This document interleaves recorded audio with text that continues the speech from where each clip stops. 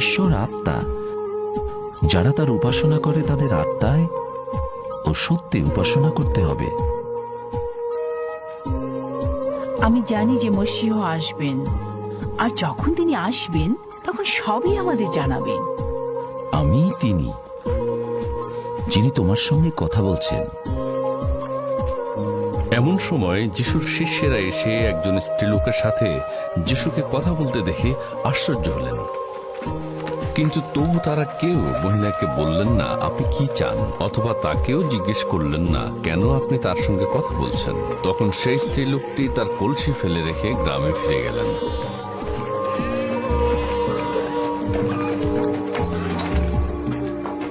তোমরা আসো, একজন লোককে দেখো যিনি আমার জীবনের সবকিছু বলে দিয়েছেন। তাহলে উনি কি মসীহ? এতে লোকেরা গ্রাম থেকে বের হয়ে যিশুর কাছে আসলো।